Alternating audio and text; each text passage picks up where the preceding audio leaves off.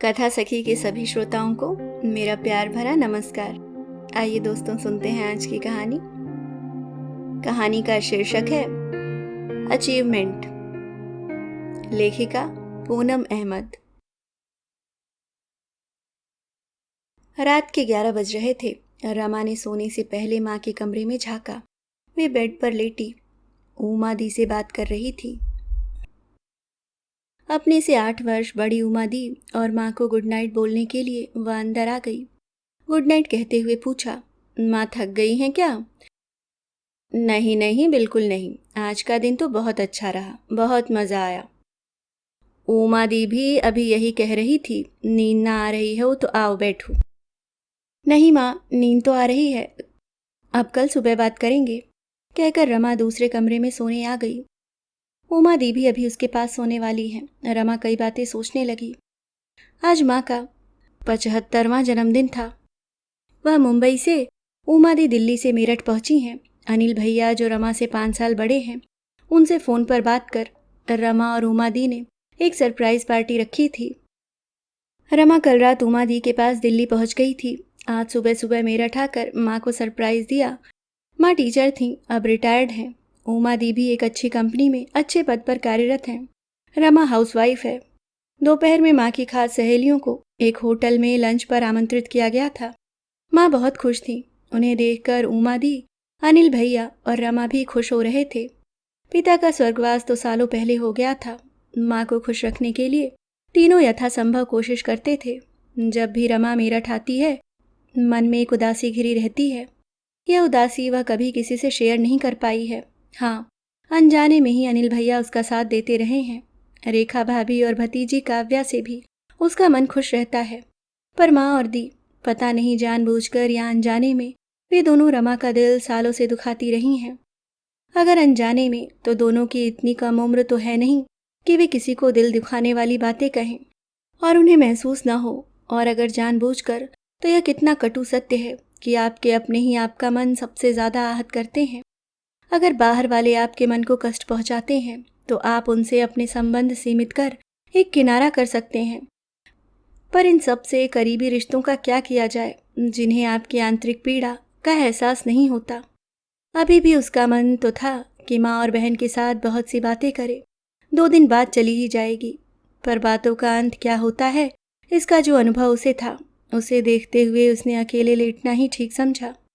मुंबई में रमा अपने पति विपिन और बच्चों तन्मय व तन्वी के साथ अपनी गृहस्थी में बहुत खुश और संतुष्ट थी। सुशिक्षित होने के बावजूद रमा ने घर और बच्चों की उचित देखरेख को ही प्राथमिकता देते हुए कभी कोई नौकरी करने के बारे में नहीं सोचा था। इसके पीछे भी उसके अपने कुछ तीखे कटु अनुभव थे। विपिन और बच्चों ने उसे हमेशा प्यार और आदर दिया था। उसे कभी अपने हाउसवाइफ होने पर दुख नहीं था। पर वह जब भी माँ और उमा दी से मिलती, तो दोनों ही उस पर वर्किंग वुमेन न होने का ताना कसती। माँ का तो हमेशा यही कहना होता था, तुझे इतना पढ़ाया लिखाया, तूने कुछ नहीं किया। अगर तुझे घर गृहस्थी में ही जीवन खराब करना था, तो बता देती, मैं क्यों इतना पढ़ाती लिखाती। उमा दी ने भी हमेशा ऐसी ही बातें की थी। भाई, हाउसवाइफ के रंग ढंग तो मैं अपनी पड़ोसिनों के रोज ही देखती हूँ। कोई काम नहीं होता उन्हें, बस गेट पर खड़े होकर गप्पे लड़वा लो। मैं तो पूरा दिन घर पर रहने की सोच भी नहीं सकती। माँ और बहन की ऐसी बातें रमा के दिल पर गहरा प्रभाव सा कर जाती। लगता क्या सचमुच जीवन में उसने कुछ नहीं किया। भैया ने हमेशा उसकी उदार मन से प्रशंसा की थी। पता नहीं कितनी ही बातें उसे अक्सर याद आती रहती थीं। जब माँ और उमा दी ने उसका मजाक उड़ाया था, उमा दी सोने आई तो रमा ने अपनी आंखें यूं ही बंद कर ली। दिन की बहुत सी बातें याद आ गई थीं, तो अब बात करने का मन ही नहीं हो रहा था। उमा दी भी उसे सोया समझ चुपचाप सो गई थीं। रमा को आज दिन की पार्टी की कुछ बातें याद आ रही थीं। माँ की सहेलियों ने जब उमा दी और उससे पूछा था कि क्या कर रही हो आजकल, तो उमा दी ने गर्व भरे स्वर में अपने कामकाजी होने के बारे में बताया था।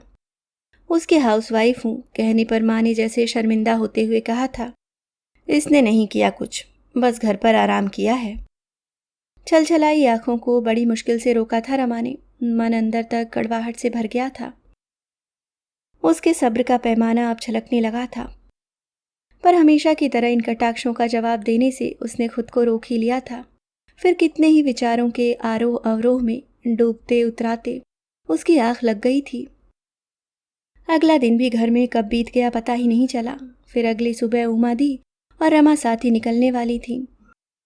प्रोग्राम यही था कि उमा दी रमा को एयरपोर्ट छोड़कर अपने घर चली जाएंगी। दोनों पैकिंग कर रही थीं, तभी माँ वहीं पास आकर बैठ गईं। कुछ इधर उधर की बातों के बाद बोली, रमा तुम थोड़ा रुक जाती। नहीं माँ, विपिन और बच्चों को परेशानी होती है। बच्चों की परीक्षाएं भी शुरू होने वाली हैं। मेरा वहाँ रहना अभी ज़रूरी है। उमा दी ने कहा, अरे सब मैनेज कर लेते हैं, मैं भी तो छुट्टियों में यहाँ आती रहती हूँ, वहाँ सबको छोड़कर। एक तो पता नहीं घर में रहने वाली लेडीज़ को यह क्यों लगता है कि उनके कहीं जाने से कोई काम रुकता है। मुझे देखो, मैं तो ऑफिस से भी छुट्टी लेकर यहाँ आई हूँ। घर के काम क्या चीज़ है? क्या तुम सचमुच घर गृहस्थी के अलावा कुछ नहीं सोचती रमा? अपमान का एक घूंट जैसे रमा के गले में अटक सा गया। माँ भी शुरू हो गई, इसने यही तो किया है हमेशा, इसी में तो रच बस गई है। वैसे रमा, परसों पार्टी में जब सब अपने बारे में, अपनी बेटी बहू के अचीवमेंट्स के बारे में बता रही थीं, तुम्हें मन में दुख तो होता होगा ना कि सारी पढ़ाई लिखाई खराब कर दी। आज रमा को जैसे स्वाभिमान ने झिझोड़ दिया। पल भर में ही उसके दिल से सारा लिहाज, सारी झिझक, संकोच खत्म हो गया। वह बेहद गंभीर स्वर में कहने लगी, माँ, मेरे दिल में कामकाजी महिलाओं के लिए बहुत सम्मान है। वे घर गृहस्थी के साथ ऑफिस की जिम्मेदारियां भी संभालती हैं, पर आप लोग मेरे जीवन को, घर गृहस्थी संभालने की मेरी चॉइस को इतना तुच्छ क्यों समझती हैं? मैंने सचमुच कुछ नहीं किया होगा, ऐसा आपको लगता है। मैं ऐसा नहीं समझती। मेरा अचीवमेंट मुझे हजारों लाखों रुपए नहीं देता, पर जो देता है वह अमूल्य है। मैंने अपने बच्चों को बचपन की, अपने स्नेह की, अपने रात दिन के लाड प्यार की मधुर यादें दी हैं, जो दुर्भाग्यवश मेरे पास नहीं है। आपके आत्मनिर्भर होने के दम्भी स्वभाव ने दिन रात आहत किया है मुझे। आपको याद है मेरी सहेली विभा? उसकी मम्मी बेहद सरल, आम सी गृहिणी थी। मैं जब भी कभी स्कूल से उसके साथ उसके घर जाती थी तो सरिता आंटी हम दोनों को कितने स्नेह से बिठाकर खाना खिलाती थी। मैं कभी उन्हें भूल नहीं पाई। जब कभी वह मेरे साथ हमारे घर आती थी तो आपका कहना होता था, मैं तो काम करके आई हूँ, यह दोस्ती खुद ही निभाओ, खुद बनाओ और खिलाओ। मैं कोई हाउसवाइफ हूँ जो किचन में ही घुसी रहूँ? माँ, मैंने आपको कभी घर के किसी काम में रुचि लेते नहीं देखा। आपको बाहर रहना ही अच्छा लगता था। चाहे स्कूल हो या छुट्टियाँ हो, मेरा बचपन कितना अकेला और उदास रहा है आपको क्या पता। आपके घर से बाहर रहने के शौक में मैंने क्या क्या सहा है, आप अंदाज़ा भी नहीं लगा सकती। मुझे खुद ही नहीं पता, आधुनिक शिक्षित माहौल में रहने के बावजूद अल्प शिक्षिता, सरल स्नेही सरिता आंटी कब मेरी आदर्श बनती गई। मैंने अपने बच्चों को वही स्नेह व सुरक्षा देने का प्रयत्न किया है जो मुझे विभा के घर जाकर महसूस होता था। मैं इस बात को भी खुले दिल से स्वीकार करती हूँ कि पिताजी के न रहने पर आपने ही घर संभाला है, पर माँ, आत्मनिर्भर होने का इतना दम्भ, इतना घमंड कि आप मेरे हर काम को हे दृष्टि से देखती आई हैं। यहाँ तक कि आप मेरे पास मुंबई आने पर मेरे साफ सफाई और घर को व्यवस्थित रखने के शौक का मजाक उड़ाती हैं। क्यों माँ? हम अपनी माँ, बहन, बेटी की बात छोड़ भी दें तो एक औरत होने के नाते आप दूसरी औरत के किसी काम को, उसकी लगन को, उसकी मेहनत को क्यों कोमल, स्नेही, उदार मन से स्वीकार नहीं सकती? मैं अपना अचीवमेंट आप जैसे लोगों को समझा भी नहीं पाऊंगी। बस मेरे बच्चे कभी यह बात नहीं कहेंगे कि उनका बचपन उदास, अकेले, आहत व उपेक्षित बीता है। इस बात की गारंटी देती हूँ मैं, और यही गारंटी मेरा अचीवमेंट है माँ। कहते कहते रमा अपने सिर पर स्नेहिल स्पर्श से चौंकी। पता नहीं कब से पीछे खड़े अनिल भैया ने अपना हाथ उसके सिर पर रखा था। उसकी नजरें भैया से मिली तो उनकी आंखों में जो कुछ उसे दिखा, भीगी आंखों के साथ मुस्कुरा दी रमा। माँ और उमा दी आवाक बैठी थी। रमा ने कहा, माँ दी, मेरी बातों से आपको दुख पहुंचा हो तो आई एम सॉरी, आज खुद को रोक नहीं पाई। रमा ने अपना बैग बंद कर सामने रखे ड्रेसिंग टेबल में स्वयं को देखा। अपना ही चेहरा आज शांत और खुश लगा। मन पंख सा हल्का हो गया था। सालों का गुबार निकलने के बाद अब बहुत शांत था मन। अभी आप सुन रहे थे पूनम अहमद जी की लिखी एक खूबसूरत कहानी, अचीवमेंट। उम्मीद करती हूँ दोस्तों कहानी आपको पसंद आई होगी। धन्यवाद।